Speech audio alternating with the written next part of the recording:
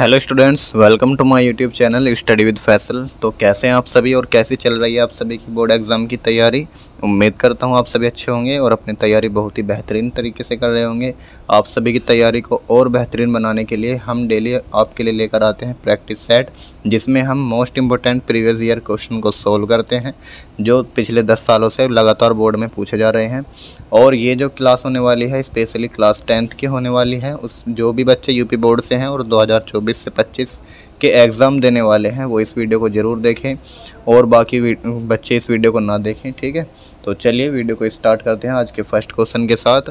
अपने pen copy लेकर बैठ जाइए और मेरे साथ साथ क्वेश्चनों को सोल्व कीजिएगा।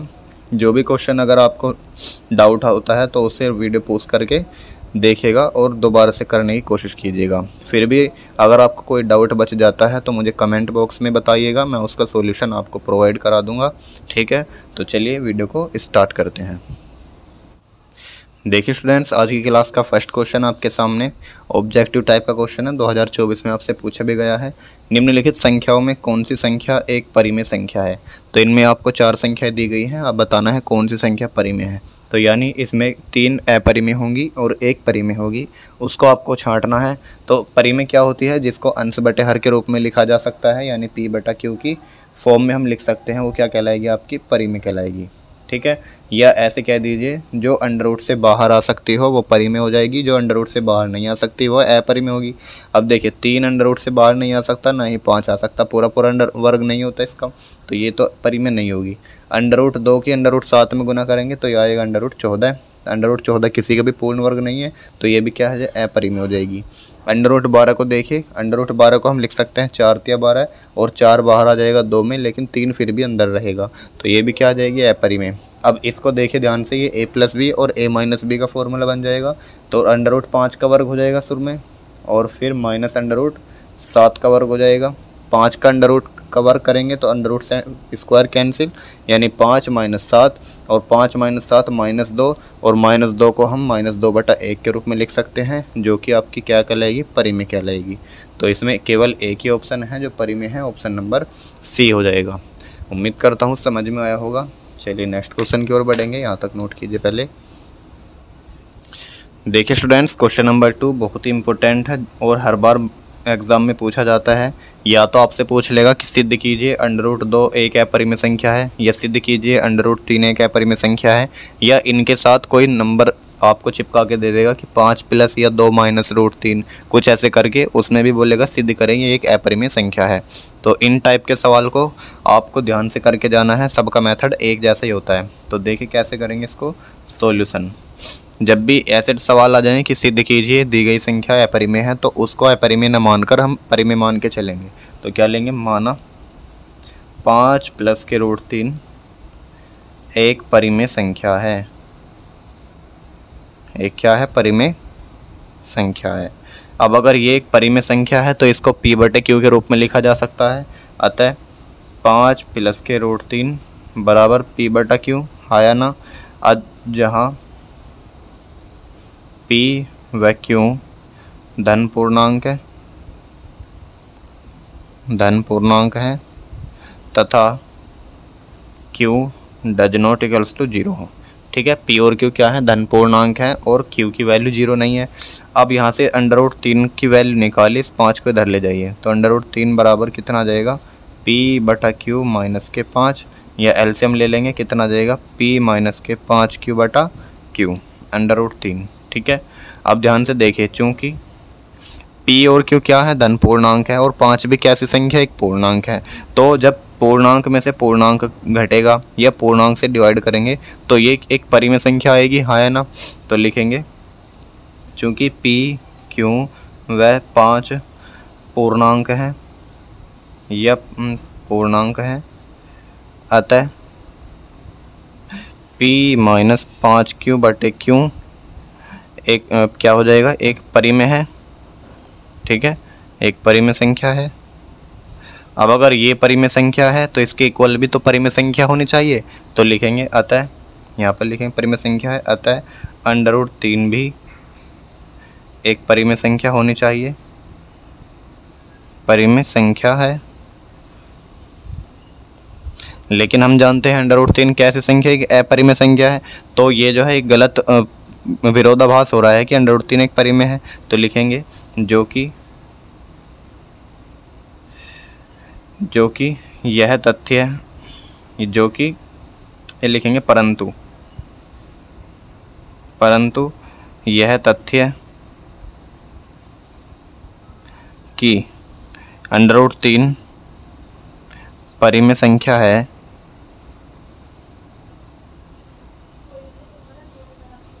असंगत एवं त्रुटिपूर्ण है।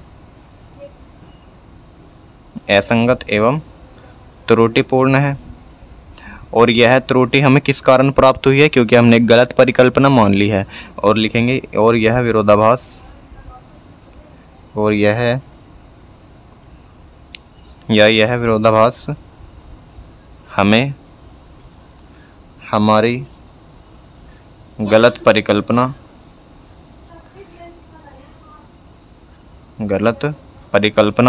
क्या मानी थी हमने? परिकल्पना 5 + √3 एक परिमेय संख्या है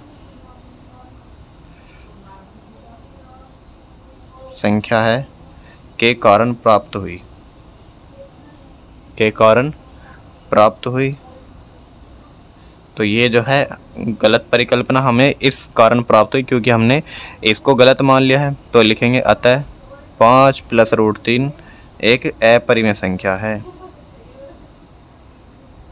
एक क्या है? अपरिमेय संख्या है।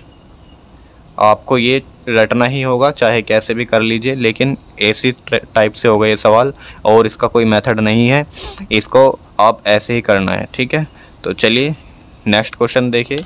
यहाँ तक ये क्वेश्चन कंप्लीट होता है, नोट कीजिए यहाँ तक। देखिए स्टूडेंट्स, क्वेश्चन नंबर 3 आपके सामने। एक द्विघात बहुपद x² + 12 + के 7x के शून्य की ज्ञात कीजिए और शून्यकों तथा गुणांकों के बीच के संबंध की सत्यता की जांच कीजिए। ये भी काफ़ी इंपॉर्टेंट क्वेश्चन है और हर बार आपसे पूछा जाता है।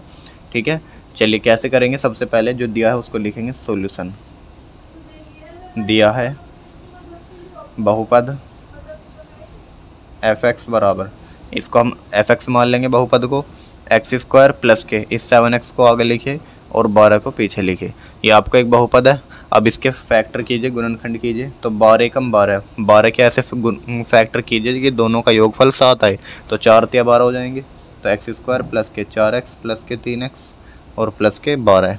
यहाँ से x कॉमन आ जाएगा, x + के 4 और प्लस के यहाँ से 3 कॉमन आ जाएगा, x + के 4 बचेगा। एक बार x + के 4 कॉमन लेंगे और बचा क्या? x और 3 बचा। अब यदि x + के 4 बराबर 0 तो x बराबर कितना आ जाएगा? -4। और यदि x + के 3 बराबर 0 तो x बराबर आ जाएगा -3। अतः शून्य कितने आ जाएंगे? एक तो -4 और एक -3। ठीक है, ये तो आ जाएंगे शून्यक। अब उसने बोला है कि शून्यकों और गुणांकों के बीच का संबंध की सत्यता की जांच कीजिए। तो शून्यकों और गुणांकों के बीच क्या क्या संबंध होते हैं? तो लिखें शून्यकों का योग क्या होता है? -b/a, है ना। तो शून्यकों का योग करेंगे तो दोनों का योग करना पड़ेगा मुझे, -4 + -3। ठीक है, बराबर -b/a। b/a कहाँ से मिलेगा? देखिए यहाँ पर a हो जाएगा 1, इसके ये a हो जाएगा और ये 7 b हो जाएगा और ये 12 c हो जाएगा। तो -b की वैल्यू हो जाएगी 7 और a की वैल्यू हो जाएगी 1। तो -4 और -3 -7 बराबर -7। ये दोनों बराबर आ गए, ये सत्य हो गया, सत्यापित। अब शून्यकों का गुणनफल देखिए। शून्यकों का गुणनफल, तो शून्यकों का गुणनफल क्या होता है? c/a। शून्यकों का गुणनफल करिए, -4 की गुना -3 में करनी है और c की वैल्यू कहाँ से आएगी? 12 और a की वैल्यू यहाँ से लेंगे 1। 4 हो जाएंगे +12 बराबर 12। तो दोनों बराबर आ रहे हैं, तो ये भी सत्यापित हो जाएगा। बस इतना करना था इसमें, और कुछ नहीं करना, और सीधा 4 नंबर में पूछा जाएगा आपसे। कितने नंबर में? 4 नंबर में। तो चलिए यहाँ तक नोट कीजिए, फिर नेक्स्ट क्वेश्चन की ओर बढ़ेंगे। देखिए स्टूडेंट्स, क्वेश्चन नंबर 4 है आपके सामने। यदि 3x प्लस के 2py बराबर 2 और 2x प्लस के 5y प्लस 1 बराबर 0 द्वारा निरूपित रेखाएं परस्पर समांतर हैं तो p का मान क्या होगा। तो जब कंडीशन समांतर की होती है तो क्या होती है, आपको याद है ना, समांतर, प्रतिच्छेदी और समपाती वाली कंडीशन मैंने आपको याद करा रखी है, a1/a2, b1/b2 और c1/c2 वाली, तो दिमाग में डायरेक्ट याद आने चाहिए। अब देखिए यहाँ पर सबसे पहले दोनों इक्वेशन को सेम फॉर्म में बनाइए। इधर जो है अचर पद लास्ट में है यानी इक्वल के साइड में है, इधर अचर पद इक्वल से इधर साइड में है, तो या तो दोनों को एक इधर ले आइए या फिर दोनों को इधर ले जाइए। तो पहले लिखेंगे 3x प्लस के 2py बराबर में 2 है, तो इसको भी इसी प्रकार से लिखेंगे 2x प्लस के 5y बराबर -1। इस 1 को क्या करेंगे, बस इधर ले जाना है -1। अब 3 का अनुपात लेना है 2 के साथ। 3 का अनुपात किससे लेना है, 2 के साथ, और बराबर कर देना है 2p का अनुपात लेकर 5 के साथ। 2p का अनुपात 5 के साथ, तो ये अगर दोनों बराबर आएंगे तभी क्या हो जाएगा आपका समांतर। तो इधर देखिए 5 तिया 15 और 2 दूनी 4 बराबर में आ जाएगा p। तो p का मान क्या आ जाएगा 15/4। तो ऑप्शन नंबर ए राइट हो जाएगा, क्योंकि आप जानते हैं ना समांतर की कंडीशन क्या होती है कि समांतर होने के लिए a1/a2 बराबर आना चाहिए b1/b2 के और नॉट इक्वल आना चाहिए c1/c2 के। तो हमने शुरुआत वाली दो ये ले लिए हैं, ठीक है, और इन्हीं की सहायता से हमने सोल्व कर लिया। a1 क्या होता है, x की साइड में जो गुना है वो, a2 क्या होता है इधर x की साइड में जो है वो a2, b1 क्या होता है y की साइड में जो लिखा है और इधर y की साइड में जो लिखा है वो b2, लास्ट में यहाँ पर जो लिखा है वो c1 और लास्ट में यहाँ जो लिखा है वो c2। तो ये आपको पता होने चाहिए। चलिए नेक्स्ट क्वेश्चन की ओर बढ़ेंगे, यहाँ तक नोट करें पहले। देखिए स्टूडेंट्स, क्वेश्चन नंबर 5 जो है आपका रैखिक समीकरण युग्म दिए हैं, इसमें 2 रेखाएं हैं और इनको हल करनी है। अब इसमें आपकी मर्जी है, चाहे तो आप इसको प्रतिस्थापन विधि से हल करो, चाहे विलोपन विधि से हल करो। इसमें ये कहीं नहीं जिक्र किया कि इसको प्रतिस्थापन से ही करना है या विलोपन से ही करना है, तो अब मर्जी है आपकी, ठीक है।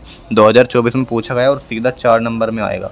कितने नंबर में, 4 नंबर में। तो बहुत ही आसान है, ध्यान से देखिए, पॉइंट देख करके घबरा मत जाना, बहुत ही आसान है। सबसे पहले क्या करिए, पॉइंट से पॉइंट खत्म कर दीजिए, क्योंकि सभी में पॉइंट कितने अंकों बाद है, 1 अंक बाद है, तो सबका पॉइंट खत्म हो जाएगा। इधर पॉइंट से सबका पॉइंट खत्म कर दो। तो इक्वेशन क्या बन गई आपकी, 2x प्लस के 3y और बराबर 13, समीकरण नंबर 1। इधर क्या बचा, 4x माइनस के 5y बराबर -7, समीकरण नंबर 2। अब बताओ कितना आसान हो गया। अब इसको विलोपन विधि से हल करिए। इधर 2x है, इधर 4x है, तो इधर 2 बनाओ, तो 2 की गुना करेंगे, समीकरण 1 में 2 की गुना करने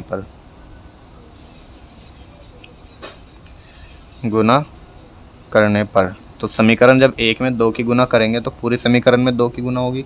तो इधर 2 दूनी 4 आ जाएगा और 2 तिया 6y और 13 दूनी 26। अब इस समीकरण को नीचे लिखो, 4x माइनस के 5y बराबर -7। दोनों समीकरणों को घटा दीजिए, माइनस प्लस प्लस, चिन्ह पलट जाते हैं घटाने पर। 4x से 4x खत्म, 6 और 5 11y हो जाएंगे, 26 और 7 हो जाएंगे 33। 11 एकम 11, 11 तिया 33, तो y का मान कितना आ गया, 3 आ गया। अब y की वैल्यू चाहो तो इक्वेशन 1 में रख सकते हो, चाहे 2 में रख सकते हो। तो y का मान समीकरण 1 में रखने पर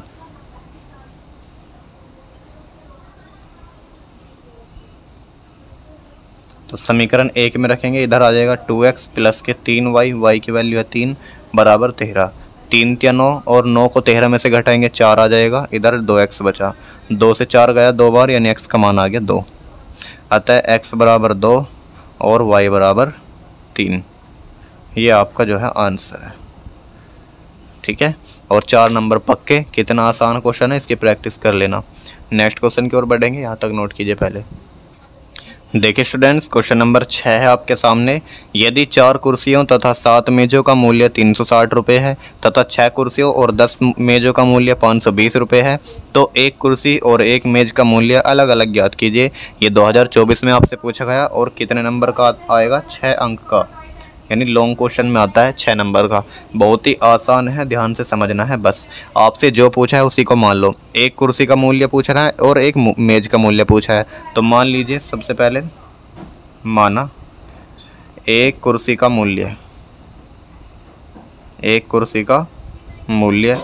बराबर x रुपये और एक माना एक मेज का मूल्य बराबर y रुपये। ये दो चीज़ मान ली।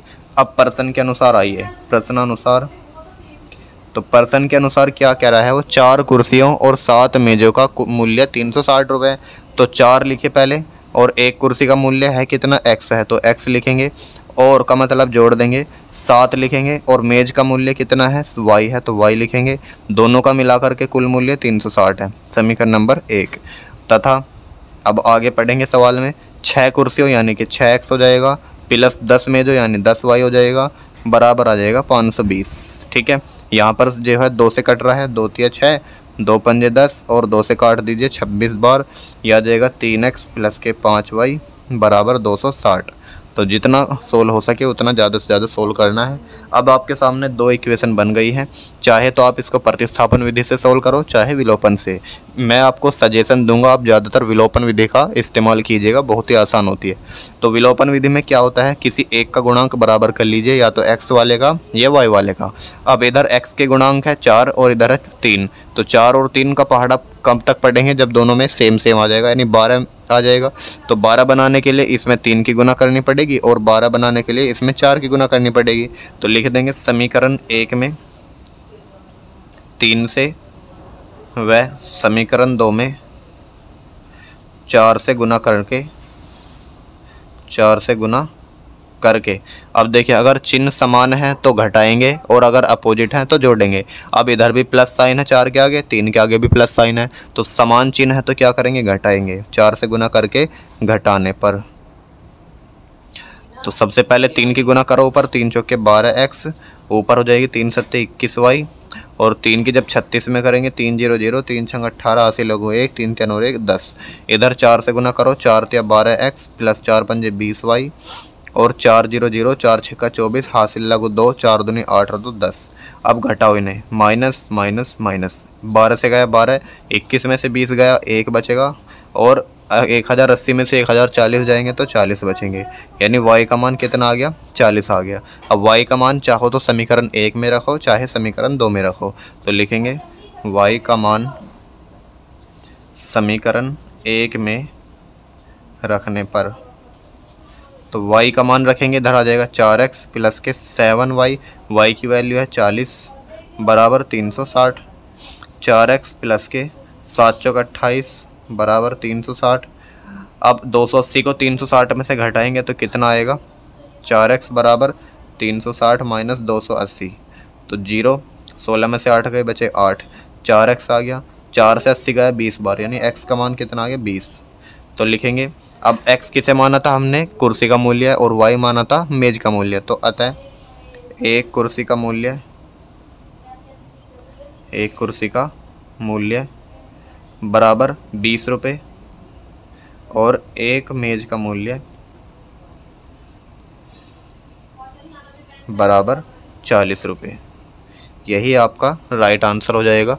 और देख लीजिए 6 नंबर में पूछा गया है, बहुत ही आसान सवाल होते हैं इस टाइप के, बिल्कुल भी मत छोड़ कर आना इन सवालों को। चलिए नेक्स्ट क्वेश्चन की ओर बढ़ेंगे, क्वेश्चन नंबर 7, ये नोट कीजिए पहले।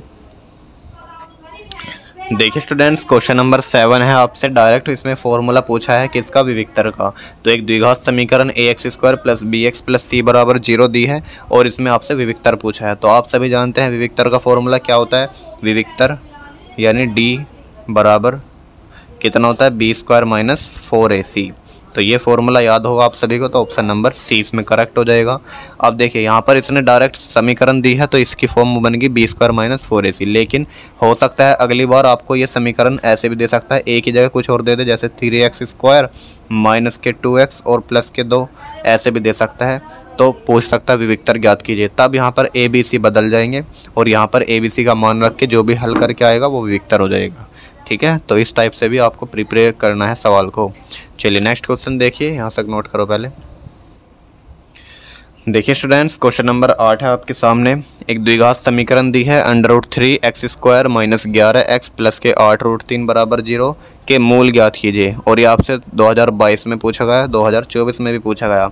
तो द्विघात समीकरण दी है, सिंपल से इसके मूल ज्ञात करने हैं। अगर ये इक्वेशन होती यहाँ पर जैसे 2x² - 5x + 7 तो आराम से कोई भी इसके मूल ज्ञात कर सकता था, लेकिन अब हार्ड बनाने के लिए एग्जामिनर ने क्या कर दिया, यहाँ √3, यहाँ भी √3 दे दिया। तो यहाँ बच्चे कन्फ्यूज हो जाते हैं कि √ देखकर और छोड़कर आ जाते हैं सवाल को। लेकिन ये सवाल भी ऐसे ही होते हैं जैसे वो सिंपल वाले होते हैं, बल्कि उनसे भी सिंपल होते हैं। ध्यान से देखिए, वही तरीका है कि सबसे पहले लास्ट वाले के लास्ट से गुना करेंगे। तो √3 की 8√3 में जब गुना होती है कितना आएगा, 8 × 24 आ जाएगा। यानी इस 24 के 2 फैक्टर बनाइए जिसका योगफल करके 11 आ जाए। तो 8 × 24 हो जाएगा, है ना। तो 8 × 3 11 हो जाएगा। तो यहाँ पर लिखेंगे इस 11 को, तो लिखेंगे सॉल्यूशन। सबसे पहले जो दिया है आपको लिखेंगे, दिया है √3x² - 11x + के 8√3 = 0। अब इसके फैक्टर करेंगे तो √3x² - 11 क्यों किस में तोड़ दिया हमने, 8 और 3 में, तो 8x - के 3x हो जाएंगे प्लस के 8√3 = 0। अब इसका पेयर इसके साथ, इसका पेयर इसके साथ, यहाँ से कुछ कॉमन आ रहा है क्या, x कॉमन आ रहा है। तो यहाँ पर लिखेंगे √3 बचा माइनस के 8, सॉरी √3x बचा माइनस के 8 बचा। अब यहाँ से कुछ कॉमन नहीं दिख रहा, लेकिन यहाँ पर 3 है और यहाँ पर √3 है। तो आप सभी जानते हैं 3 जो है √3 × √3 मिलकर होता है। 3 का मान क्या होता है, √3 × √3 होता है। तो इस 3 को मैं √3 × √3 लिख सकता हूँ। तो इस √3 × √3 में से और इस √3 में से क्या कॉमन आ जाएगा, √3 आ जाएगा। तो यहाँ पर जो है √3 कॉमन लेंगे। तो जब 3 में से √3 कॉमन लिया तो एक √3 बचा और ये x भी बचा साथ में। जब प्लस में से माइनस कॉमन लिया तो माइनस बचा और ये 8 बच गया। ठीक है, बस यही करना था और कुछ नहीं। अब सिंपल सा इसको एक बार लिखेंगे √3x - 8 और ये बचा आपका x - √3 = 0। अब यदि √3x - 8 = 0 तो √3x बराबर कितना आ जाएगा, 8। तो x बराबर आ जाएगा 8/√3। एक तो x का मान ये आ गया, और यदि x - √3 = 0 तो x का मान क्या आ जाएगा, √3। अतः मूल कितने आ जाएंगे, एक तो 8/√3 आया और एक √3 आया। तो ये इसका जो है करेक्ट आंसर बनेगा। ठीक है, ये नेक्स्ट क्वेश्चन की ओर बढ़ेंगे, ये नोट कीजिए पहले। देखिए स्टूडेंट्स, क्वेश्चन नंबर 9 है आपके सामने। दो संख्याओं का योग 8 तथा उनके व्युत्क्रमों का योग 8/15 है, तो संख्या ज्ञात कीजिए। ये 2022 में पूछा गया और 2024 में पूछा गया। तो कैसे करेंगे इसको ध्यान से देखिए। अब आपकी मर्जी है, या तो इसको दो संख्याएं मान लीजिए डायरेक्ट कि माना पहली संख्या x और दूसरी संख्या y, या दूसरा तरीका है कि दो संख्याओं का योग 8 है, अगर उसमें से एक संख्या x है तो दूसरी क्या होगी भाई, 8 - x हो जाएगी। भाई अगर दोनों संख्याओं का योग 8 है और मैं कह दूँ एक संख्या 2 है, तो दूसरी कैसे बताओगे कि 8 में से 2 हटा दो यानी 6 आ जाएगा दूसरी संख्या। तो इसी प्रकार हम लिखेंगे माना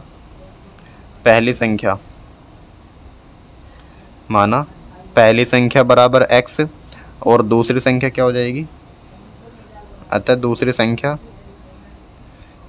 8 - x हो जाएगी, क्योंकि दोनों का योगफल 8 ना। अब प्रश्न अनुसार आइए, तो प्रश्न अनुसार कह रहा है उनके व्युत्क्रमों का योग, व्युत्क्रम होता है इनका उल्टा, यानी x का उल्टा हो जाएगा 1/x और 8 - x का उल्टा हो जाएगा 1/8 - x। इनका योग करना है, यानी योग कर दीजिए, बराबर 8/15 है। ठीक है, 8/15 है। अब इनका एलसीएम लीजिए, इसकी कैंची गुना करेंगे तो 8 - x आया ऊपर, प्लस के x बटे 8 के x में गुना करेंगे 8x बनेगा, माइनस के x² बराबर 8/15।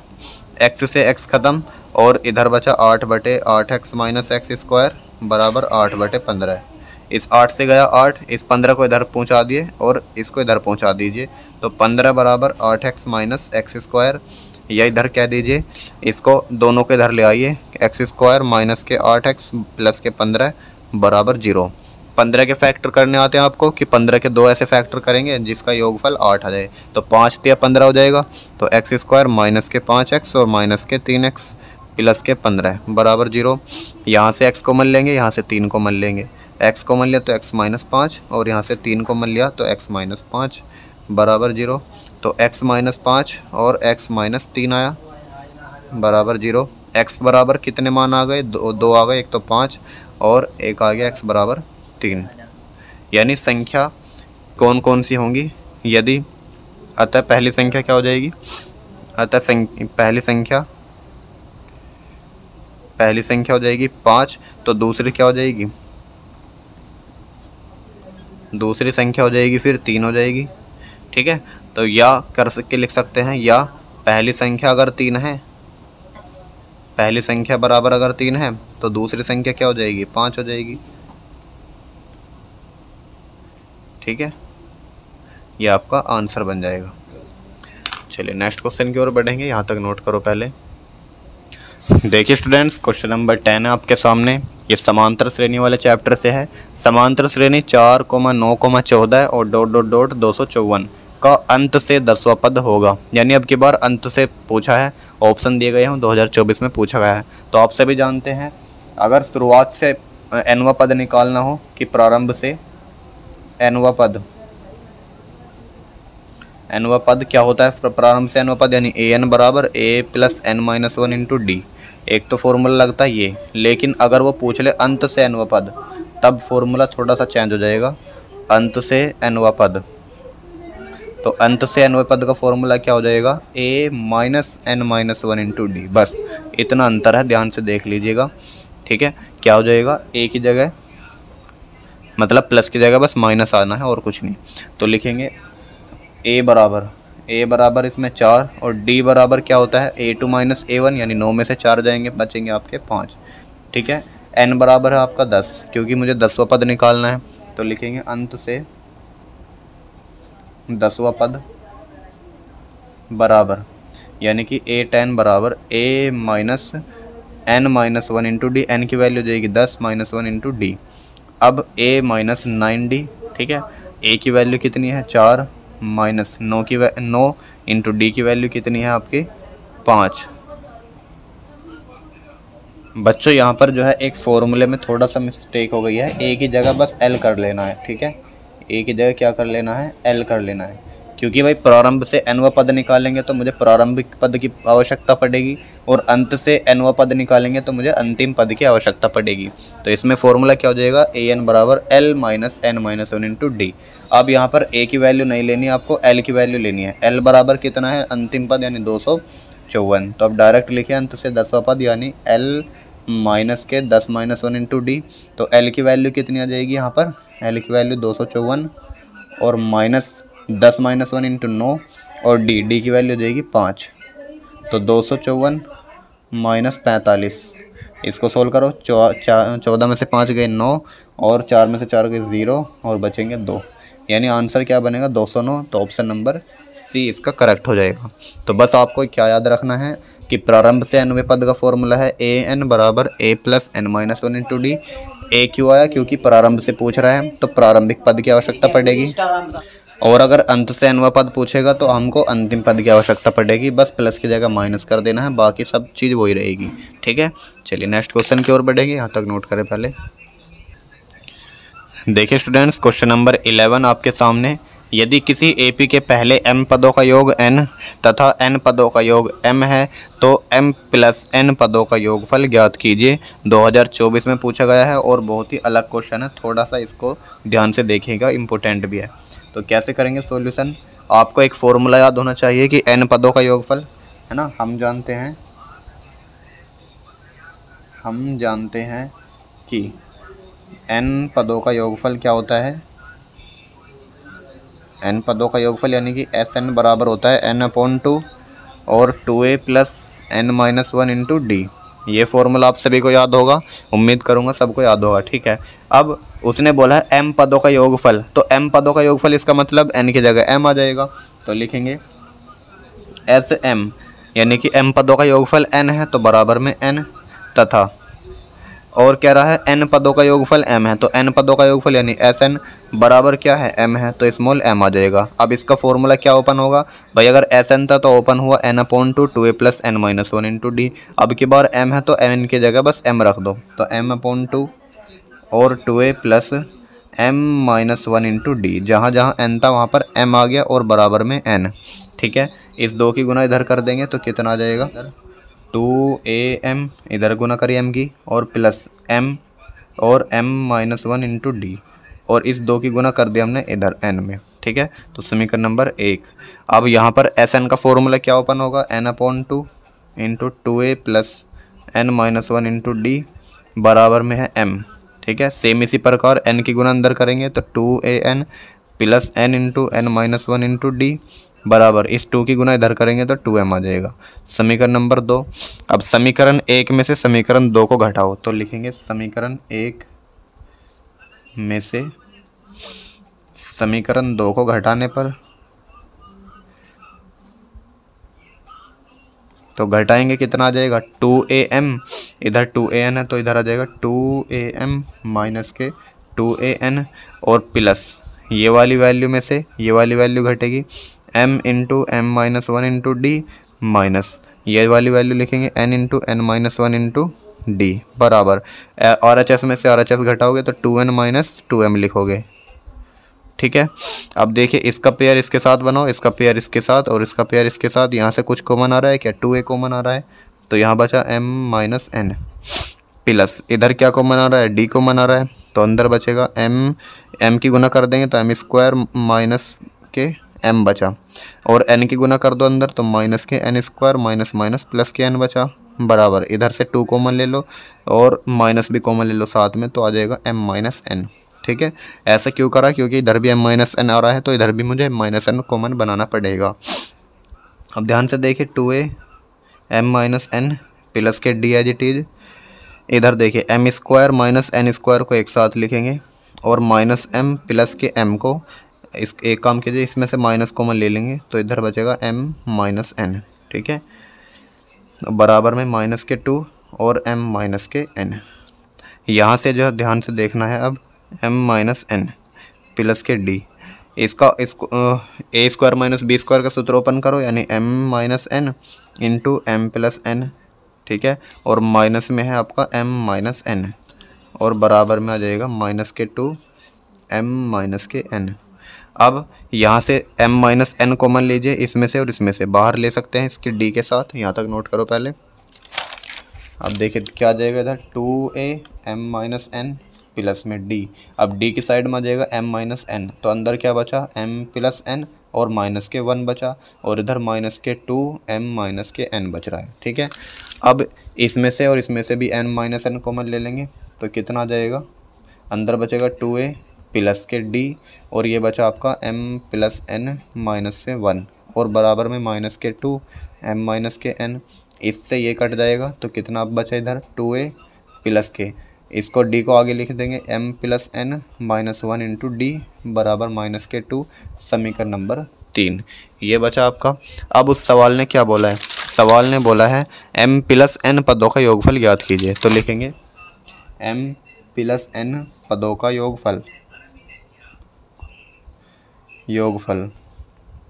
तो योगफल को एस m प्लस n लिखेंगे क्योंकि पदों की संख्या हमेशा नीचे आती है तो क्या लिखेंगे, इसका फॉर्मूला बनेगा m प्लस n बटा 2 into 2a plus m plus n minus 1 into D, क्योंकि अगर n पदों का योग होता तो एस एन बराबर आता n/2 2a plus n minus 1 into D, तो जितने पद हमसे बोलेगा हम तो बस n की जगह m प्लस n रख देंगे, यहाँ भी n की जगह रखा और यहाँ भी n की जगह रखा। अब ध्यान से देखिए समीकरण नंबर 3 से इसका मान, ये वाला मान और ये वाला मान, इसकी वैल्यू -2 है, हाँ है कि नहीं, तो लिखेंगे समीकरण 3 से, तो डायरेक्ट यहाँ पर -2 रख सकता हूँ मैं, तो एस m प्लस n बराबर m प्लस n बटा 2 और अंदर बचेगा माइनस के 2, 2 से गया 2 और इस -1 की गुना बाहर कर देंगे m प्लस के n, तो एस m प्लस n का मान कितना आ गया माइनस के m प्लस n। ठीक है, तो ये m प्लस n पदों का योगफल है। चलिए यहाँ तक नोट कीजिए, फिर नेक्स्ट क्वेश्चन देखेंगे। देखिए स्टूडेंट्स, क्वेश्चन नंबर 12 है आपके सामने। दिए गए चित्र में यदि एस टी पैरेलल है क्यू पी के और क्यू एस बराबर 3 सेंटीमीटर, एस आर बराबर 1.5 सेंटीमीटर और पी टी बराबर 2.8 सेंटीमीटर, तो टी आर का मान क्या होगा। ये आपको चित्र दिया है, इसमें आप देख सकते हैं जो टी एस रेखा है वो पी क्यू के समांतर है जैसे इसने बोला है, और क्यू एस की वैल्यू कितनी है, क्यू एस की वैल्यू है 3 सेंटीमीटर, एस आर की वैल्यू है 1.5 सेंटीमीटर, और पी से लेकर टी की वैल्यू है 2.8 सेंटीमीटर। तो हमें टी आर की वैल्यू ज्ञात करनी है, यहाँ से लेकर यहाँ तक की वैल्यू फाइंड आउट करनी है। तो आपने एक प्रमेय पढ़ी होगी त्रिभुज में पैरेलल लाइन की, कि जब भी त्रिभुज में दो पेयर लाइन होती है, ध्यान से देखिएगा, मान लीजिए किसी भी भुजा के सापेक्ष हम एक पेयर लाइन खींचते हैं, समांतर लाइन, तो ये जो मान लीजिए ए है, ये बी है, ये सी है, और ये डी, ये ई है। तो क्या होता है इसमें प्रमेय के अनुसार, जो ये त्रिभुज दो बने हैं, त्रिभुज कौन कौन से, एक तो त्रिभुज ए बी सी और एक त्रिभुज ए डी ई, ये दोनों त्रिभुज हमेशा क्या होंगे, समरूप होंगे, और इनकी संगत भुजाओं का अनुपात भी बराबर होगा। जैसे ए डी का अनुपात होगा बी डी से, किसका, ए डी का अनुपात किससे लेंगे, बी डी से, और ए ई का अनुपात किससे लेंगे, सी ई से। ठीक है, ये दोनों बराबर होते हैं, ये एक प्रमेय होती है। इस प्रमेय पर एक सवाल 101% पूछा जाता है। अब जैसे ये प्रमेय देख, यहाँ पर देख सकते हैं, इस प्रमेय का यूज किया गया है, इस भुजा के समांतर एक समांतर रेखा खींची गई, कौन सी, टी एस। तो इसमें क्या हो जाएगा, जो एस आर का अनुपात है होगा किससे, क्यू एस से लेंगे, और टी आर का अनुपात किससे लेंगे, पी टी से लेंगे, तो बराबर रख देंगे। तो लिखेंगे सॉल्यूशन एस आर बटे क्यू एस बराबर टी आर बटे पी टी। अब इनकी वैल्यू रख दीजिए, एस आर की वैल्यू कितनी है 1.5 सेंटीमीटर, और क्यू एस की वैल्यू कितनी है 3 सेंटीमीटर, टी आर हमें फाइंड आउट करना ही है तो इसे एज इट इज रहने दीजिए, और पी टी का मान है कितना 2.8 सेंटीमीटर। अब इसको सोल्व करेंगे, टी आर की वैल्यू चाहिए तो इसको इधर मल्टीप्लाई में ले जाएंगे, तो 1.5/3 इंटू 2.8 बराबर टी आर। तो कितना आ जाएगा, इधर पॉइंट से हटाएंगे तो नीचे आ जाएगा 10, और यहाँ इधर पॉइंट हटाएंगे तो नीचे भी आ जाएगा 10। अब हल करेंगे, 3 से काटेंगे 3 पंजे 15, 5 से काटेंगे 5 दूनी 10, और 2 से काटेंगे कितने बार, 14 बार। तो ये आ गया आपका 14/10 बराबर टी आर, या 14 को 10 से भाग करेंगे तो आएगा 1.4। तो टी आर का मान कितना आ गया 1.4 सेंटीमीटर, जो कि ऑप्शन नंबर डी में है। ठीक है, तो इस प्रमेय को आप ध्यान से देख लीजिए, जब भी ऐसी प्रमेय आ जाएगी तो आप संगत भुजाओं का अनुपात बराबर लेंगे। चलिए नेक्स्ट क्वेश्चन की ओर बढ़ेंगे, यहाँ तक नोट कीजिए। देखिए स्टूडेंट्स, क्वेश्चन नंबर 13 आपके सामने है। एक त्रिभुज एबीसी की भुजा बीसी पर बिंदु डी इस प्रकार है कि कोण एडीसी बराबर है कोण बीएसी। तो सिद्ध कीजिए कि सी ए का स्क्वायर बराबर सी बी गुना सी डी है। और 2019 में पूछा, फिर 2024 में भी 2 बार पूछा गया है, और एनसीईआरटी के एग्जाम्पलर में भी। तो देखिए कैसे करेंगे, इस सवाल को ध्यान से देखना है। सॉल्यूशन, सबसे पहले जो आपको दिया है वो लिखेंगे, दिया है जो बिंदु डी है वो इस प्रकार है, किस पर, त्रिभुज एबीसी पर, कि कोण एडीसी बराबर है कोण बीएसी। तो लिखेंगे बिंदु डी त्रिभुज एबीसी पर इस प्रकार है,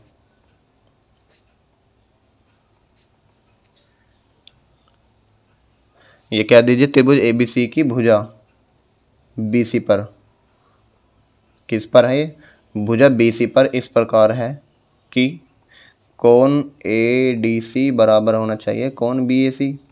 ये तो इसने दिया है, अब हमें सिद्ध क्या करना है, ये करना है। तो सबसे पहले चित्र बनाओ, ध्यान से देखना। मान लीजिए एक त्रिभुज है ए बी सी। अब इस त्रिभुज पर एक बिंदु डी है, किस पर, भुजा बीसी पर। तो भुजा बीसी पर एक बिंदु डी है इस प्रकार कि कोण एडीसी, कोण एडीसी यानी ये वाला एंगल है ना, ये कोण एडीसी बराबर है किसके, कोण बीएसी यानी बीएसी यानी ये वाला एंगल, दोनों बराबर हैं। तो लिखेंगे सिद्ध करना है, सिद्ध करना है। सिद्ध क्या करना है कि सी ए का स्क्वायर बराबर आना चाहिए सी बी गुना सी डी। अब ध्यान से देखिए उपपत्ति, ठीक है, जो त्रिभुज बीएसी है, त्रिभुज बीएसी, ठीक है, और त्रिभुज एडीसी दोनों क्या है, ध्यान से देखिए, जो त्रिभुज एडीसी है, त्रिभुज एडीसी तथा त्रिभुज बीएसी में जो कोण है ADC और कोण BAC ये तो बराबर है क्योंकि उसने दिए हैं, तो कोण ADC बराबर है कोण BAC, ये तो दिए गए हैं, दिया है, ठीक है। और अगर मैं तुमसे पूछूं इसमें त्रिभुज BAC में और त्रिभुज ADC में ये वाला एंगल दोनों बार काउंट हो रहा है C, तो हम लिख सकते हैं कोण C बराबर कोण C, तो इधर लिखेंगे उभयनिष्ठ कोण, ये दोनों में कॉमन है। तो दोनों एंगल, जब दो कोण बराबर होते हैं किसी भी त्रिभुज के तो वो क्या होता है, समरूप त्रिभुज होते हैं। तो लिखेंगे अतः त्रिभुज ADC समरूप है किसके, त्रिभुज BAC के, ठीक है। तो त्रिभुज ADC समरूप है किसके, त्रिभुज BAC के। अगर ये दोनों त्रिभुज समरूप हैं तो इनकी संगत भुजाओं का अनुपात भी क्या आना चाहिए, बराबर आना चाहिए। अब संगत भुजा हमें लेनी कौन कौन सी है, जो हमें सिद्ध करनी है उसे लेनी है, यानी एक तो CA लेना है, एक CB लेना है, एक CD लेना है। तो CA कहाँ से कहाँ तक है, यहाँ से यहाँ तक है CA, तो CA का अनुपात किससे लेंगे, जैसे यहाँ पर CA है तो इसमें भी क्या आ जाएगा, CB आ जाएगा, ठीक है। जैसे यहाँ से हम CA लेंगे तो इसमें भी CB लेंगे, तो CA का अनुपात किससे लेंगे, CB से, बराबर आना चाहिए। CD भी लेना है हमें, तो CD कहाँ से आएगा, ये रहा CD, यानी पीछे से लिया तो हमने CA लेंगे, फिर CD और CA, तो CD का अनुपात किससे आएगा, CA से। तो ये दोनों संगत भुजा बराबर है, तो CA का CA में गुना करेंगे तो CA का स्क्वायर हो जाएगा, और सर CB की CD में गुना करेंगे तो कितना आ जाएगा, CB गुना CD। यही आपको क्या करना था, सिद्ध करना था, प्रूव्ड।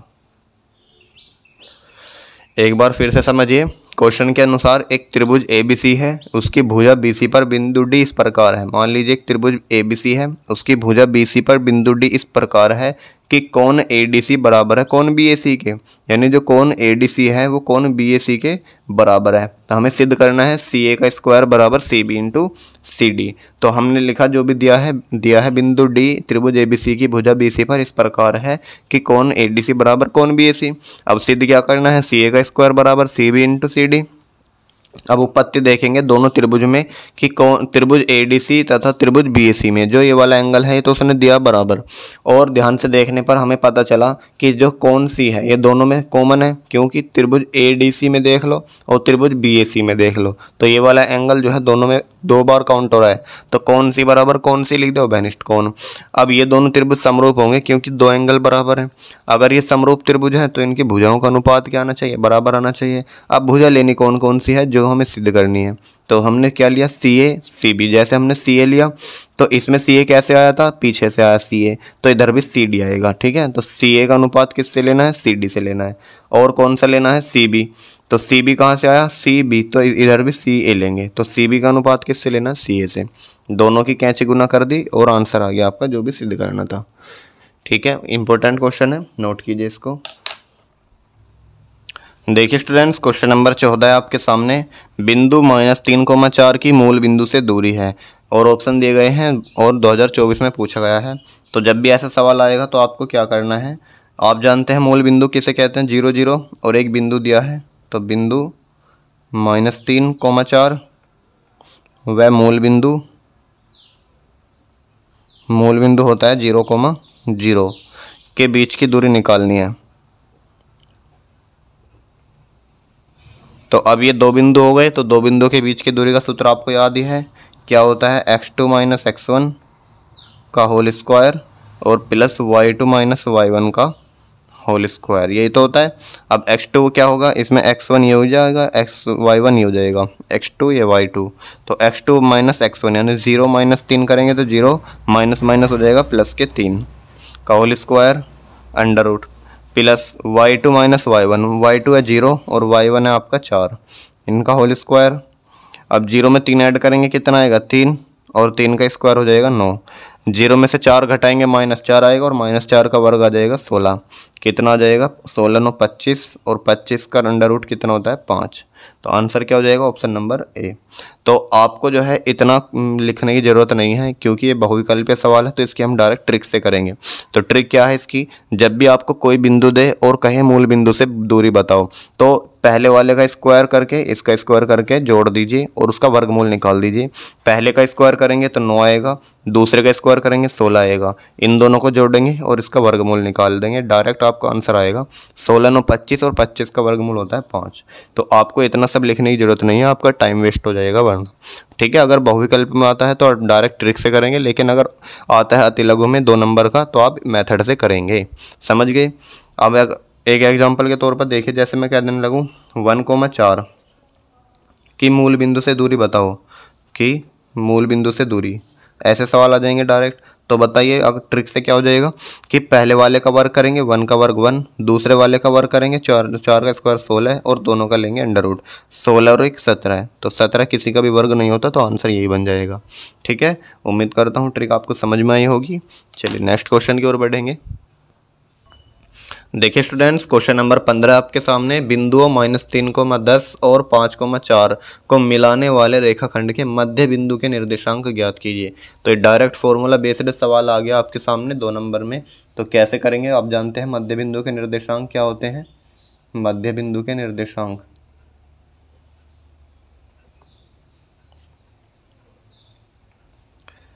तो आपको सभी फॉर्मूले जो है उंगलियों पर याद होने चाहिए। मध्य बिंदु के निर्देशांक यानी ये होते हैं आपके x1 + x2 बटे 2 और y1 + y2 बटे 2।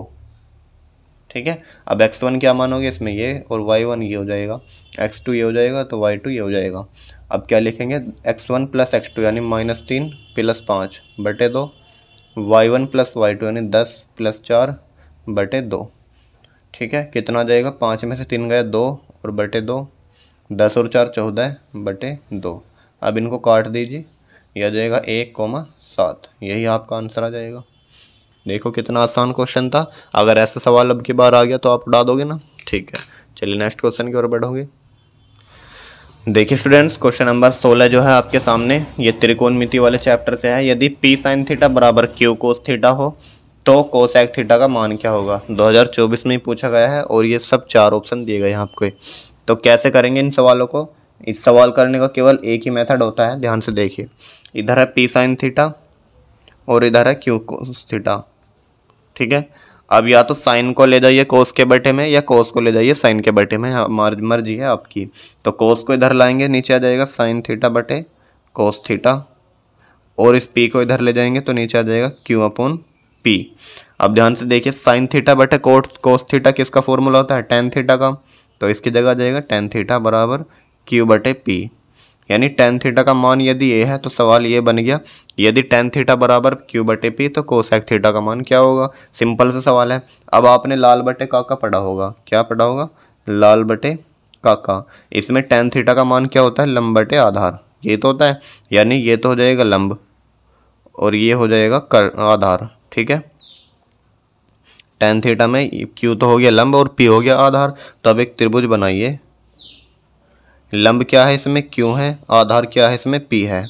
अब आपसे क्या पूछा है, कोसेक थीटा, तो लिखेंगे कोसेक थीटा।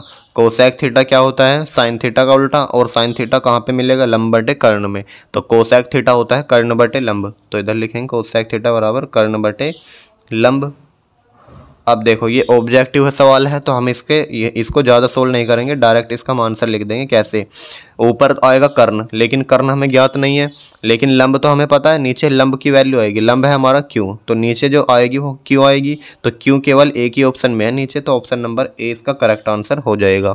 लेकिन अगर आपको ऑब्जेक्टिव में ना देकर अतिलघु में दे दे तो आपको पूरा सोल्व करना होगा। कैसे, कि पहले मुझे कर्ण की वैल्यू निकालनी है। कर्ण की वैल्यू कैसे निकलेगी, कर्ण का मान जो होता है आधार का स्क्वायर प्लस लंब का स्क्वायर होता है। तो आधार का स्क्वायर हो जाएगा पी स्क्वायर और लंब का स्क्वायर हो जाएगा क्यू स्क्वायर, और इन दोनों का हो जाएगा अंडर रूट। तो ये तो आ जाएगी कर्ण की वैल्यू पी स्क्वायर प्लस के क्यू स्क्वायर बटे लंब की वैल्यू हो जाएगी क्यू। तो ऑप्शन नंबर क्या हो जाएगा, ए हो जाएगा। ठीक है, उम्मीद करूंगा समझ में आया होगा आपको। चलिए नेक्स्ट क्वेश्चन की ओर बढ़ेंगे, क्वेश्चन नंबर 17। देखिए स्टूडेंट्स, क्वेश्चन नंबर 17 है आपके सामने, ये भी त्रिकोणमिति वाले चैप्टर से है। यदि कोसेक थीटा बराबर 2 हो तो cot theta plus sine theta upon 1 plus cos theta का मान ज्ञात कीजिए, और 2024 में आपसे पूछा गया है। तो जब भी आपको किसी त्रिकोणमितीय अनुपात का मान दे तो पहले ये देख लीजिए किसी एंगल का मान तो नहीं है। भाई कोसेक में 2 किसका मान होता है, आप कहोगे सर जो साइन में 1/2 होता है, तो 1/2 होता है 30 का, तो कोसेक में 2 किसका मान हो जाएगा, 30 डिग्री का। आपको टेबल याद होनी चाहिए बिल्कुल, ठीक है। तो देखते ही आपको पहचान आना चाहिए कि कोसेक थीटा में 2 किसकी वैल्यू होती है, कोसेक 30 की वैल्यू होती है। तो लिखेंगे इधर सॉल्यूशन। हम जानते हैं कि कोसेक थीटा लिखेंगे दिया है, जो दिया है पहले उसे लिखेंगे। कोसेक थीटा बराबर है 2, और 2 किसका मान होता है कोसेक में, कोसेक 30 का। और इधर आ जाएगा कोसेक थीटा, इधर कोसेक से कोसेक चला जाएगा, थीटा बराबर कितना आ जाएगा 30 डिग्री, ठीक है। अब 30 थीटा बराबर 30 डिग्री है, तो ये इसका मान हमें ज्ञात करना है। तो लिखेंगे अतः cot theta plus sine theta upon 1 plus cos theta. तो इसमें जो है थीटा के बराबर 30 रख देंगे बस, और कुछ नहीं। तो इधर आ जाएगा cot 30 degree plus sine 30 degree बटे 1 प्लस कोस 30 डिग्री, ठीक है। अब आपको इनके मान याद हैं। कोट 30 का मान कितना होता है √3, और साइन 30 का मान कितना होता है 1/2 प्लस 1 प्लस कोस 30 का मान होता है √3/2, ठीक है। ये सब मान आपको याद होने चाहिए। अब ध्यान से देखिए, इसका नीचे वाले को एलसीएम लीजिए पहले, ठीक है। तो ऊपर आ जाएगा √3, इधर प्लस 1/2 चल रहा है, नीचे का एलसीएम लेंगे आ जाएगा 2 प्लस के √3, और ये वाला बटे में 2 है, ठीक है। इस 2 से चला जाएगा ये वाला 2, तो कितना बचेगा आपका √3 प्लस 1/2 प्लस √3, ठीक है। आप ध्यान से देखिए क्या करेंगे, इसमें इसका कॉन्जुगेट से गुना कर देंगे, ठीक है। कॉन्जुगेट क्या हो जाएगा इसका, यहाँ पे सोल्व कर रहा हूँ मैं, √3 प्लस 1/2 प्लस √3, तो इसका कॉन्जुगेट हो जाएगा 2 माइनस √3, और इस इधर आ जाएगा 2 माइनस √3। तो ऊपर की गुना करेंगे कितना आ जाएगा √3 प्लस 2 माइनस √3 आ जाएगा ऊपर, तो और नीचे a plus B a minus B, तो a² माइनस बी² का फॉर्मूला आ जाएगा। 2 का स्क्वायर आ जाएगा 4, और √3 का स्क्वायर हो जाएगा 3, यह आ जाएगा 4 माइनस 3 बराबर √3 प्लस 2 माइनस √3 बचा ऊपर बटे 4 में से 3 गया बचा 1 को चाहे लिखो या मत लिखो, कितना आ जाएगा √3 से √3 खत्म, तो आ जाएगा आपका 2। तो 2 इसका जो है करेक्ट आंसर हो जाएगा। चलिए नेक्स्ट क्वेश्चन की ओर बढ़ेंगे, यहाँ तक नोट करो पहले।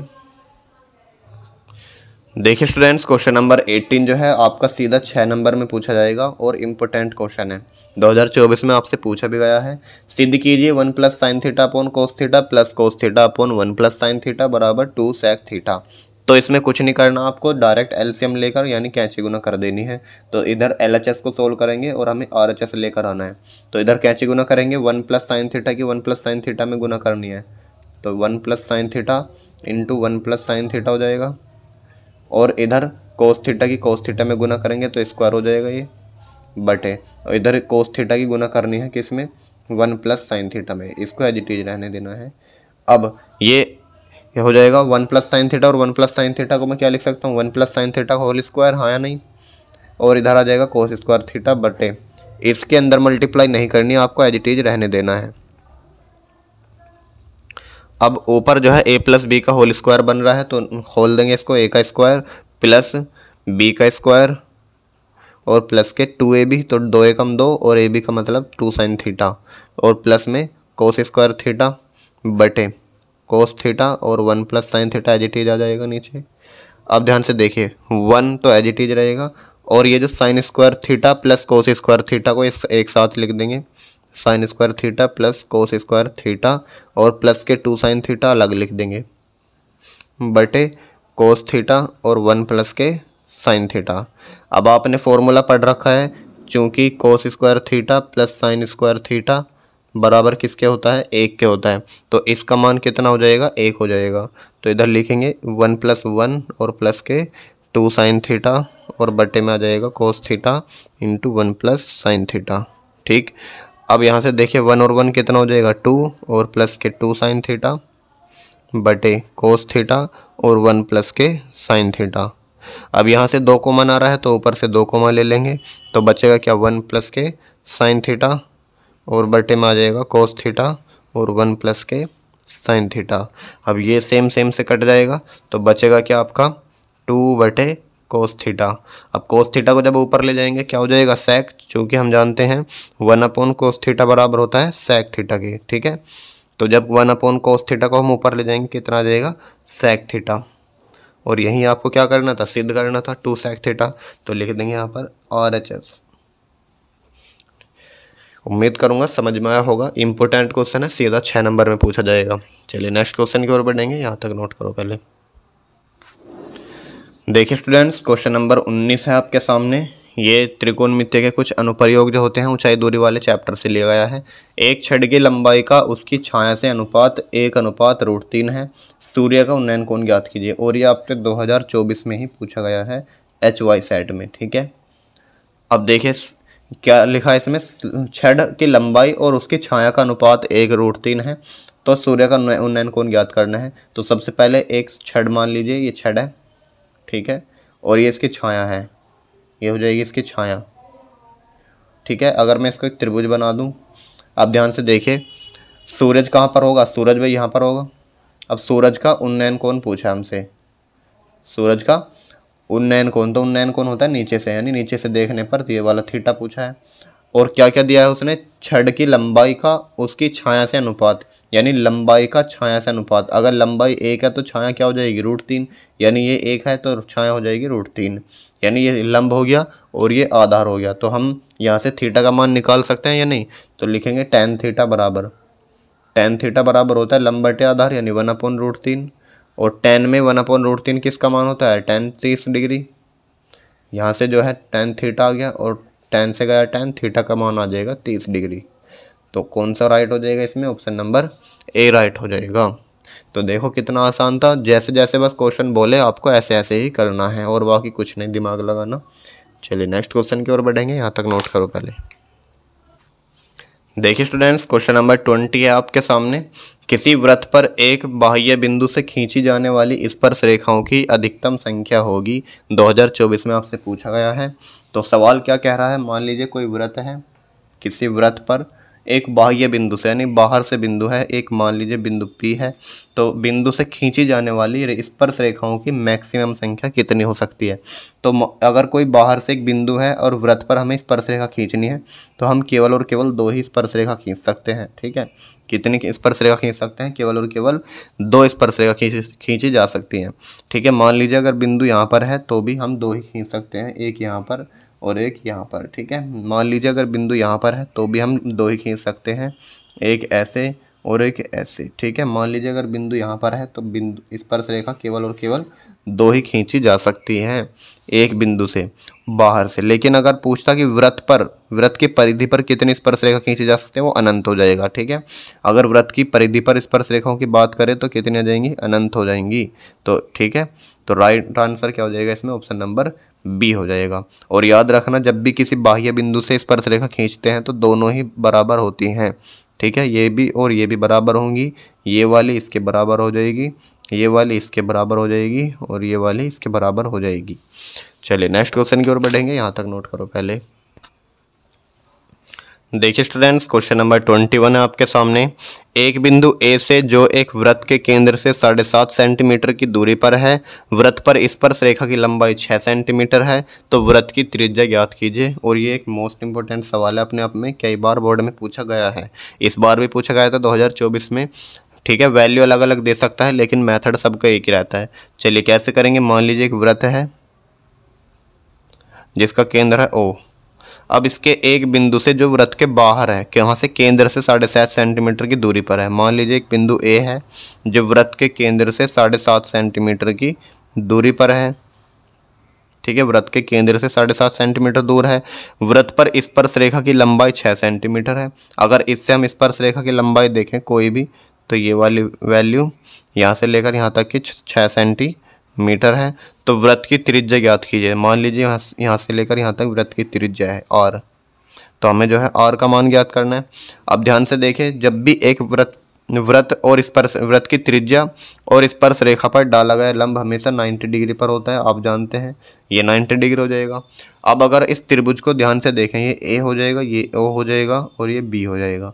त्रिभुज A और B को अगर मैं ध्यान से देखूँ तो ये कैसा त्रिभुज लग रहा है, समकोण त्रिभुज है, है नहीं, क्योंकि जिसमें एक कोण 90 डिग्री का होता है वह त्रिभुज समकोण त्रिभुज कहलाता है।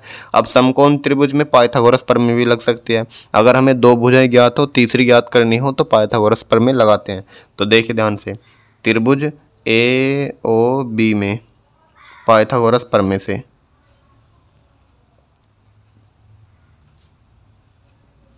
तो पाइथागोरस प्रमेय क्या कहलाती है कि कर्ण का वर्ग शेष दो भुजाओं के वर्गों के योग के बराबर होता है। अब मेन बात यह है, आपको पहचान आना चाहिए कर्ण कौन है। तो कर्ण आप सारे बच्चे जो हैं ज़्यादातर इसे मानते हैं ना, ये कर्ण नहीं है। इसमें 90 डिग्री के सामने वाली भुजा कर्ण होती है, याद रखना हमेशा। तो 90 डिग्री के सामने कौन सी भुजा है? OA। तो इसमें कर्ण क्या है? 7.5 सेंटीमीटर। तो 7.5 सेंटीमीटर का वर्ग बराबर आएगा शेष दो भुजाओं के वर्गों के योग के, यानी R के वर्ग के और 6 के वर्ग के। ठीक है, तो 7.5 का वर्ग करेंगे भाई, 75 का वर्ग क्या हो जाएगा? 5 पंजे 25 और 7 अट्ठे 56, यानी 5625 आ जाएगा और पॉइंट लग जाएगा 2 अंकों बाद। R का वर्ग हो जाएगा R² और 6 का वर्ग हो जाएगा 36। इस 36 को 56 में से घटाइए, कितना आ जाएगा? तो इधर आ जाएगा, देखिए 25 आ जाएगा पॉइंट, और 6 में से 6 गए 0, 5 में से 3 गए, बचेंगे 2। तो 20 25 बराबर R²। तो R बराबर आ जाएगा √20 × 25, और ये किसका वर्ग होता है? 45 का। ठीक है, यानी 4.5 आ जाएगा। तो R का मान क्या आ जाएगा? 4.5 सेंटीमीटर। उम्मीद करूँगा आपको समझ में आया होगा। चलिए नेक्स्ट क्वेश्चन की ओर बढ़ेंगे, यहाँ तक नोट करो पहले। देखिए स्टूडेंट्स, क्वेश्चन नंबर 22 है आपके सामने। 12 सेंटीमीटर त्रिज्या वाले वृत्त के 60 डिग्री के कोण वाले त्रिज्याखंड का क्षेत्रफल ज्ञात कीजिए। यानी सिंपल सा सवाल है, त्रिज्याखंड का क्षेत्रफल आपसे पूछा है और आपको रेडियस दिया है, यानी R और थीटा दिया है 60 डिग्री। तो त्रिज्याखंड का क्षेत्रफल आप सभी जानते हैं, त्रिज्याखंड का क्षेत्रफल। तो त्रिज्याखंड का क्षेत्रफल क्या होगा? θ/360 डिग्री, और क्षेत्रफल पूछा है तो वृत्त के क्षेत्रफल से गुना कर देंगे πr²। अब थीटा का मान कितना है? 60 डिग्री बटे 360 degree into pi, as it is रहने देंगे क्योंकि आंसर पाई में ही है। R की वैल्यू है 12 सेंटीमीटर, तो 12 का वर्ग या 12 × 12 लिख सकते हैं इसको। अब देखें, 0 से गया 0 और 6 छंग 36 गया, 6 से काट दीजिए, 6 दूनी 12 और 12 दूनी 24, और 24 पाई आ जाएगा इसका आंसर, 24 पाई वर्ग सेंटीमीटर। तो आंसर कौन सा हो जाएगा? Option number C। तो आपको जो है त्रिज्याखंड का क्षेत्रफल का सूत्र और एक वृत्तखंड के क्षेत्रफल का सूत्र मुंह जुबानी याद होना चाहिए। ठीक है, चलिए नेक्स्ट क्वेश्चन की ओर बढ़ेंगे, यहाँ तक नोट कीजिए पहले। देखिए स्टूडेंट्स, क्वेश्चन नंबर जो 23 है, इसमें दिया है 21 सेंटीमीटर त्रिज्या वाले एक वृत्त का चाप केंद्र पर 60 डिग्री का कोण अंतरित करता है। चाप द्वारा बनाए गए त्रिज्याखंड का क्षेत्रफल ज्ञात करना है। सेम ऐसे ही क्वेश्चन है जैसे हमने ऊपर बहुविकल्प किया है, इसमें भी किसका क्षेत्रफल पूछा है? त्रिज्याखंड का। तो त्रिज्याखंड का क्षेत्रफल क्या होता है? त्रिज्याखंड का क्षेत्रफल तो ये हो जाएगा θ/360 डिग्री इंटू πr²। अब देखिए थीटा कितना दिया है इसने? 60 डिग्री दिया है, तो इधर लिखेंगे 60 बटे में आ जाएगा 360 इंटू पाई की वैल्यू 22/7 रख सकते हो। R की वैल्यू कितनी है? 21 सेंटीमीटर, तो 21 × 21 हो जाएगा। अब यहाँ से इसको सोल्व कीजिए, 0 से 0 गया और 6 छंग 36 गया, 7 से 3 बार कट जाएगा, 7 से 21, और 3 से कट जाएगा 2 बार, और 2 से कट जाएगा एकम एकम। 11 की 21 में करिए, 11 एकम 11, 11 दूनी 22 और 1 23, यानी 231 सेंटीमीटर स्क्वायर का क्षेत्रफल आ जाएगा। ये आपका जो है आंसर हो जाएगा। उम्मीद करूँगा समझ में आया होगा। चलिए नेक्स्ट क्वेश्चन की ओर बढ़ेंगे, यहाँ तक नोट कीजिए पहले। देखिए स्टूडेंट्स, क्वेश्चन नंबर 24 है आपके सामने। इसमें आपसे पूछा है कैप्सूल संयोजन है, यानी कैप्सूल किस किस से मिलकर बना होता है? 2 शंकुओं का, 1 बेलन एवं 2 अर्धगोलों का, 1 बेलन एवं 1 अर्धगोले का, या 1 बेलन एवं 2 गोलों का। तो कैप्सूल क्या होता है? देखिए ध्यान से, कैप्सूल आपने देखा होगा इस टाइप से होता है, और इधर इसका गोल होता है सिरा, और इधर भी गोल होता है। ठीक है, ये कैप्सूल होता है। तो अगर मैं इसको यहाँ से कट कर दूँ, इधर से भी इधर से, और यहाँ पर जो है ध्यान से देखिए, इसका सिरा क्या आ जाएगा? वृत्त आ जाएगा, और इसका भी सिरा कैसा आ जाएगा? वृत्त आ जाएगा। तो इसमें क्या क्या चीज़ आपको नज़र आ रही है? एक तो अर्धगोला यहाँ पर है और एक अर्धगोला यहाँ पर है, यानी 2 तो अर्धगोले हैं इसमें, 2 किस्म क्या है इसमें? अर्धगोले, और प्लस इसमें एक बेलन भी नज़र आ रहा है आपको, तो एक बेलन है।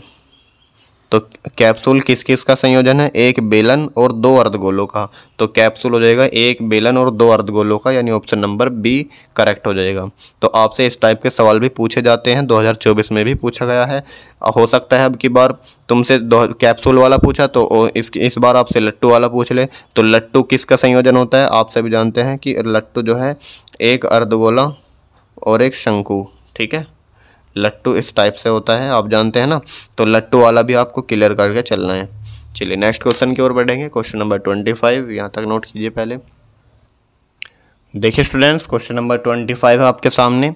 1 सेंटीमीटर व्यास वाली 8 सेंटीमीटर लंबी तांबे की छड़ का आयतन ज्ञात कीजिए। यानी एक तांबे की छड़ है, उसकी लंबाई कितनी है 8 सेंटीमीटर और उसका व्यास कितना है 1 सेंटीमीटर। तो सबसे पहले लिखेंगे सॉल्यूशन। एक छड़ मान लीजिए, तांबे की छड़ है, ऐसे समझ लीजिए, ठीक है। और यहाँ पे से भी गोल होती है और यहाँ से भी गोल होती है। तो तांबे की छड़ की लंबाई कितनी है 8 सेंटीमीटर। तो यहाँ से लेकर यहाँ तक की वैल्यू कितनी आ जाएगी, इसकी 8 सेंटीमीटर लंबाई है। और इसका व्यास कितना है, यहाँ से लेकर यहाँ तक 1 सेंटीमीटर का व्यास है, ठीक है। ये 1 सेंटीमीटर का व्यास है। तो सबसे पहले मुझे क्या क्या चीज़ इसमें दी है उसे लिखेंगे। दिया है व्यास बराबर 1 सेंटीमीटर। अगर व्यास से मैं त्रिज्या निकलवाऊँ तो क्या निकाल दोगे आप, त्रिज्या यानी आर बराबर। तो त्रिज्या जो होती है व्यास की आधी होती है, तो इसकी आधी हो जाएगी 1/2 सेंटीमीटर। और लंबाई, छड़ की लंबाई यानी एच हो जाएगी बराबर 8 सेंटीमीटर। अब आपसे पूछा है छड़ का आयतन। छड़ कैसी है, ये एक बेलनकार है। तो हम लिखेंगे छड़ का आयतन बराबर बेलन का आयतन। छड़ का आयतन बराबर बेलन का आयतन।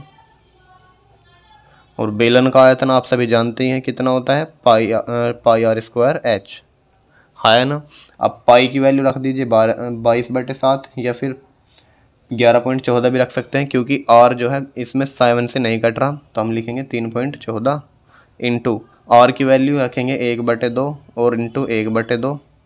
एच की वैल्यू कितनी है 8 सेंटीमीटर। तो इससे कट जाएगा 2 दूनी 4 और 4 दूनी 8। 2 की गुना कर देंगे इधर, 14 दूनी 28 और 2 तिया 6। तो आंसर कितना आ जाएगा 6.29 सेंटीमीटर का क्यूब। तो आयतन हमेशा किस में निकलती है, क्यूब में, और क्षेत्रफल हमेशा स्क्वायर में, ठीक है। छड़ का आयतन कितना आ जाएगा 6.28 सेंटीमीटर की क्यूब। उम्मीद करूंगा समझ में आया होगा। नेक्स्ट क्वेश्चन की ओर बढ़ेंगे, यहाँ तक नोट करो पहले। देखिए स्टूडेंट्स, क्वेश्चन नंबर 26 आपके सामने। इसमें पूछा है केंद्रीय प्रवृत्ति की माप है, यानी इन चारों में से कौन से केंद्रीय प्रवृत्ति की माप है आपको बताना है। तो 2024 में ही पूछा गया है। तो याद रखना केंद्रीय प्रवृत्ति की माप कौन कौन सी होती हैं, इस पर एक सवाल जरूर आता है। केंद्रीय प्रवृत्ति पर आपसे पूछ लेगा, 4 ऑप्शन देगा कि इनमें से कौन केंद्रीय प्रवृत्ति की माप नहीं है, या इनमें से कौन केंद्रीय प्रवृत्ति की माप है। तो केंद्रीय प्रवृत्ति की जो माप होते हैं वो केवल 3 होती हैं। कौन कौन सी, एक तो आपका माध्य है जिसे आप समांतर माध्य बोलते हैं, एक आपकी माध्यिका जिसे आप माध्यक भी बोलते हैं, और एक आपका बहुलक। ये 3 होती हैं, इनके अलावा केंद्रीय प्रवृत्ति की माप नहीं होती कोई भी। तो इन तीनों को याद रखिएगा। अब इसमें पूछा है केंद्रीय प्रवृत्ति की माप है, तो इनमें जो है बारंबारता नहीं होगी, माध्य हो जाएगा और माध्यक हो जाएगा, यानी ऑप्शन नंबर डी करेक्ट हो जाएगा, बी व सी दोनों, ठीक है। अगर आपसे मैं एक सवाल करूं यहीं पर, इनमें बताना है कौन केंद्रीय प्रवृत्ति की माप नहीं है ना, इनमें कौन केंद्रीय प्रवृत्ति की माप नहीं है।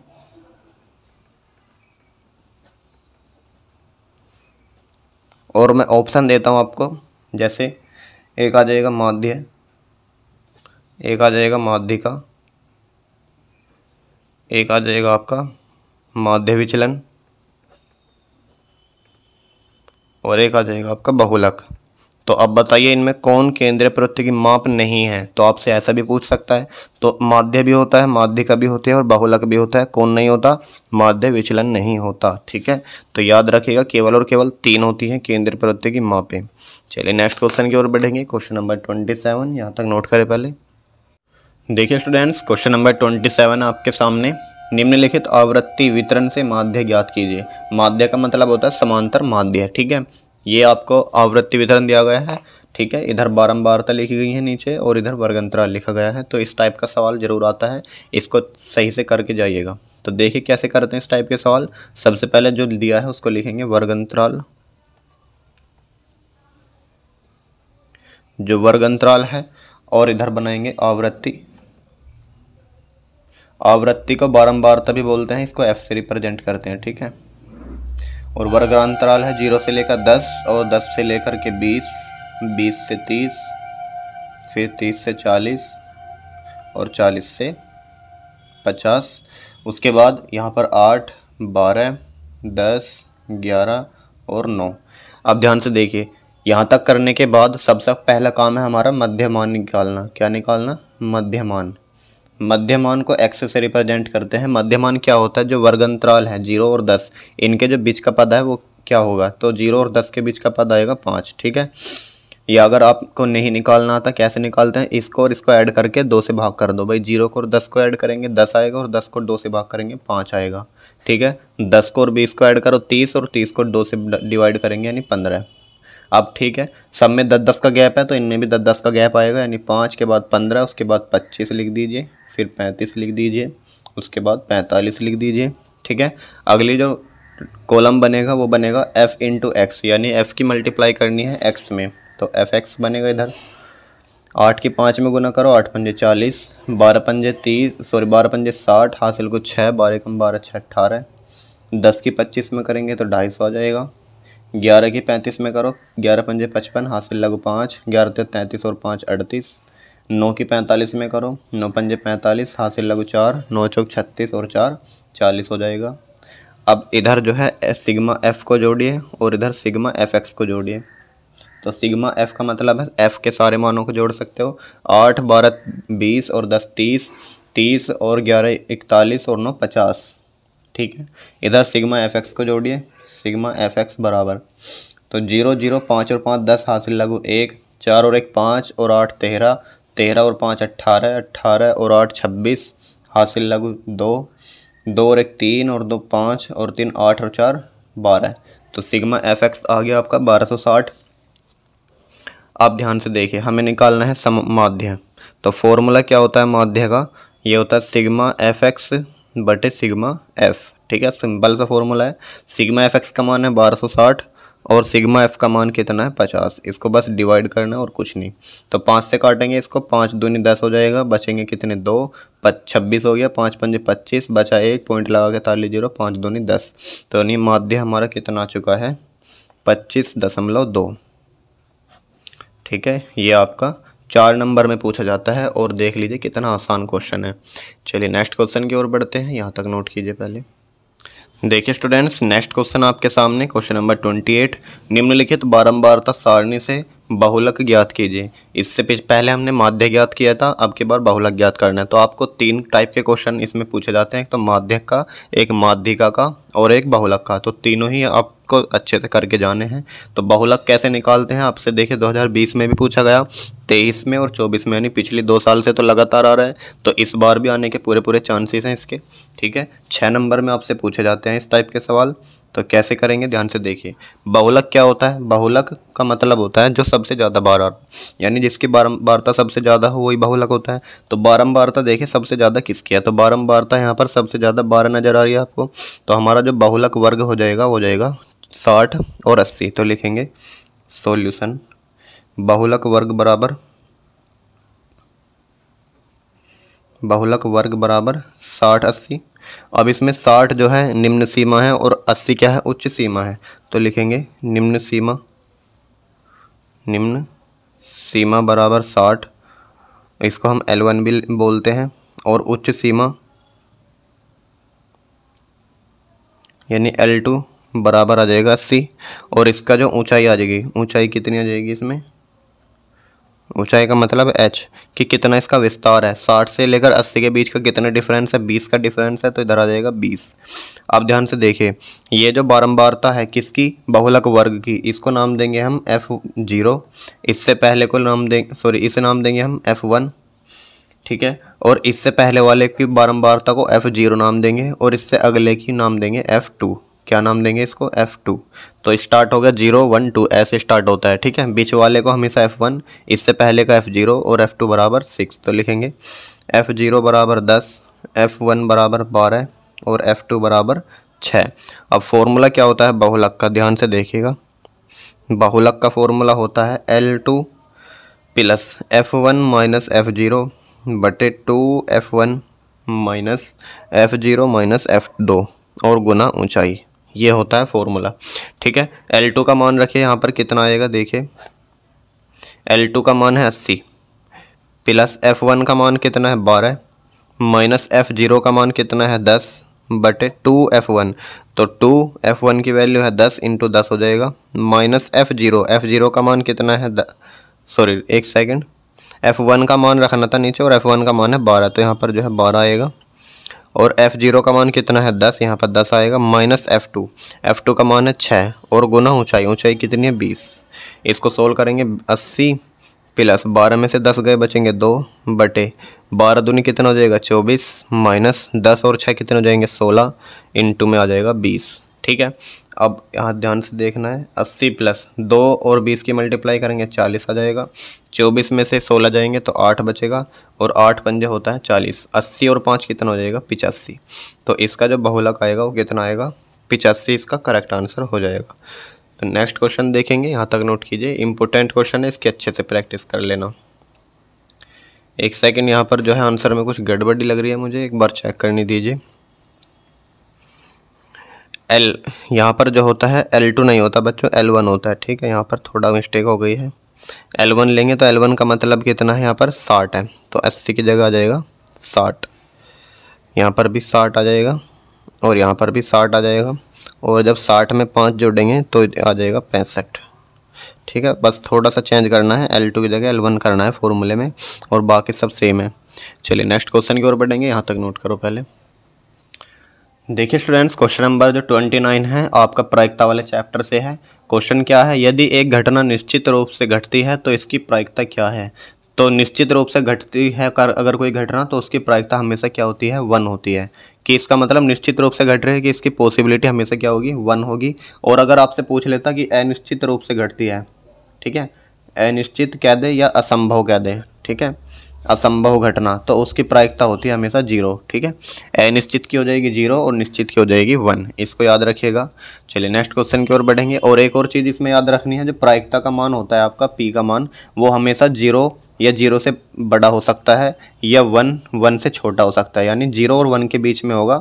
0 भी हो सकता है और 1 भी हो सकता है, ना तो 1 से बड़ा होगा और ना ही 0 से छोटा होगा, याद रखना। ठीक है, ऐसे भी सवाल आपसे पूछा जा सकता है कि इनमें से कौन प्रायिकता का मान हो सकता है।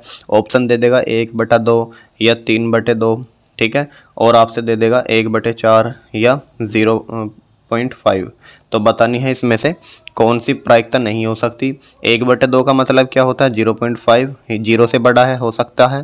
3/2 इसका मतलब हो जाएगा 1.5, ये जो है 1 से बड़ा है, ये नहीं हो सकता। ठीक है, मैंने अभी बताया ना, 0 से बड़ा या 0 के बराबर या 1 से छोटा 1 के बराबर हो सकता है P का मान, लेकिन 1 से बड़ा कभी नहीं हो सकता। तो आपको ऐसे सवालों के लिए भी तैयार रहना है।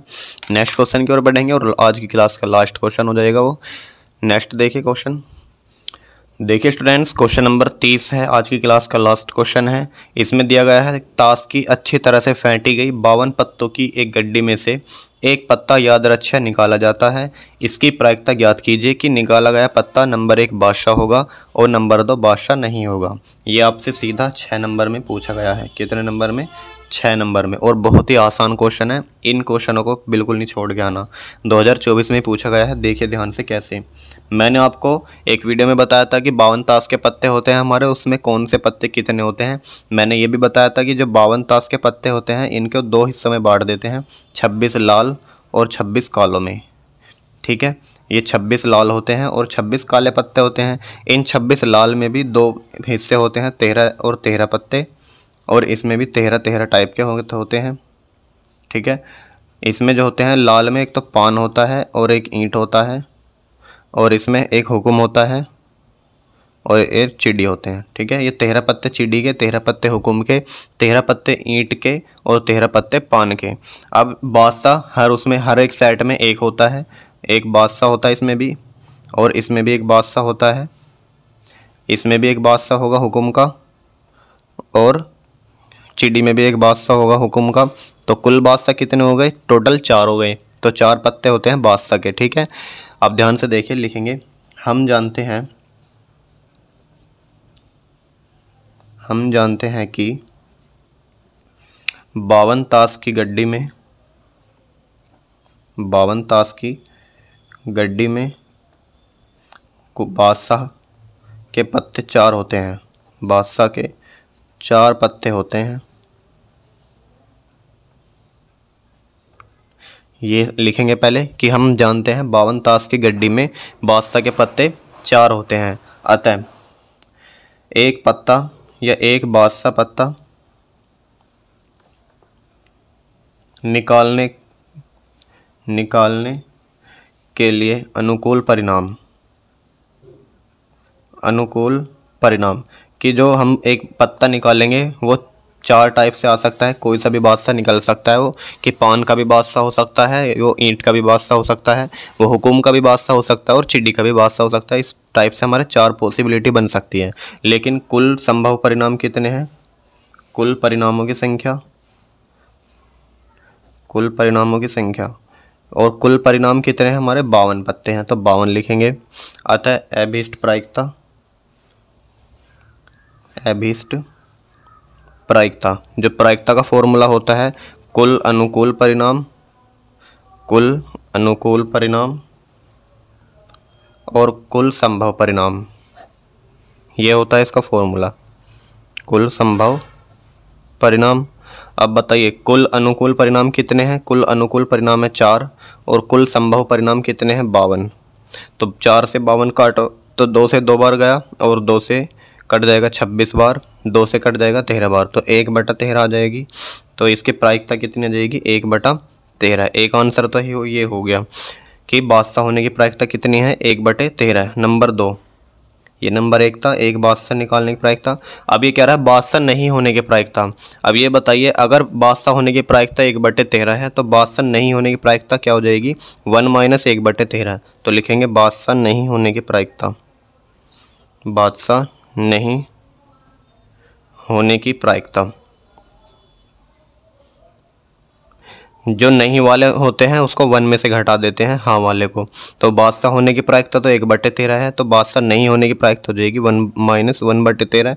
13 कम 13 में से 1 गए, 12/13। ठीक है, तो आंसर क्या हो जाएगा? 12/13। चलिए नेक्स्ट क्वेश्चन देखिए, वो आज क्या होमवर्क हो जाएगा उसको करके बताना है कमेंट बॉक्स में। यहाँ तक नोट कीजिए पहले।